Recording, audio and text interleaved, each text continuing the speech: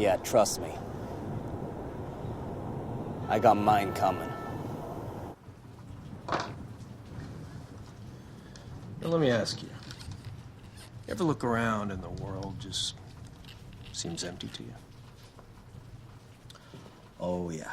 Has it ever occurred to you that maybe it's because you don't have God in your life? No. Never? Look, Joe. When I was a kid, I totally believed in God. But, you know, you grow up. Well, I did. I looked around, I said, Santa Claus, no evidence. The Tooth Fairy, no evidence. God, same thing. No evidence. And then you think, I wonder if I really need all these imaginary friends. So you think God's just a pleasant thing?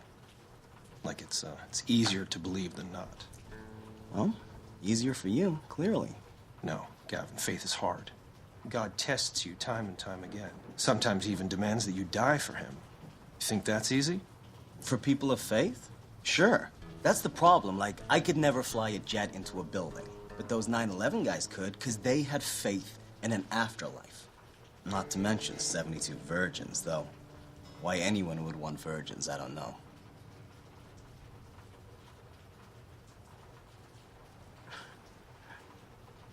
What did God do to you to make you so angry at him? Look at the world that he created.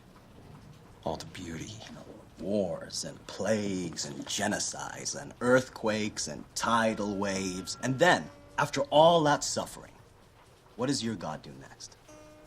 He sends most of us to hell. Well, not if you've been born again. Right, the old baptismal jacuzzi. You have to accept Jesus Christ as your Lord and Savior. That is your only entrance requirement.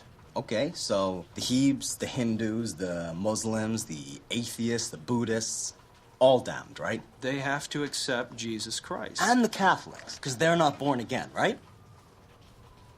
Right. And face it, man, it's kind of crazy. No, it's not crazy. God gives us free will for that purpose. Otherwise, we would just be puppets. Life would be meaningless. That's the beauty of eternal salvation. You see, anyone can go to heaven or hell because anyone can be saved. It's your choice. Unless you're a kid in China who gets hit by a bus and never even heard of this getting saved deal. Where's his choice? Well, that's why it's so important to spread the gospel. Try and save people. I'm sorry, I don't mean to laugh. I just find this kind of fundamentalism incredible. I mean, all of you, totally convinced you know exactly who God is and exactly how he wants to be worshipped. And all without a lick of evidence he even exists. No wonder there's so many holy wars. Without evidence, how else would you win this argument except by killing each other? See, I see evidence in all kinds of things. So do they. And sooner or later, one of these guys who hears God in his head is gonna get a hold of weapons of mass destruction. And then when it's way too late, we're finally gonna ask ourselves why, after thousands of years of bloodshed, didn't we at least try to do away with this insane concept of faith before it fucking killed us? You know, maybe I'm just coming at this from a different angle. And what angle would that be?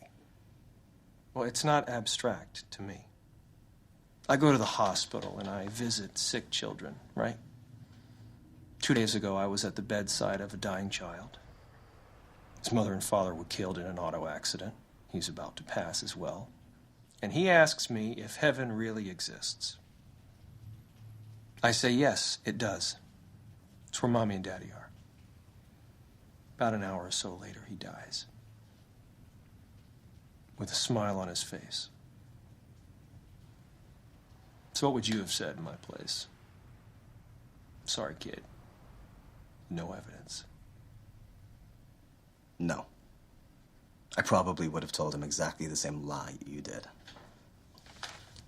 But Joe, I'll tell you one thing I damn sure wouldn't have said, and that's, I'm sorry, kid, you're going to hell if you haven't been baptized. Lord, forgive this man for his hard heart and his blasphemy. I think he has suffered much more than he knows, and he needs your love and support now more than ever. No, Joe, I'm sorry, but you don't know a damn thing about me, and I don't need your help. or your salvation, or any other fucking bullshit you may have to offer. Don't swear!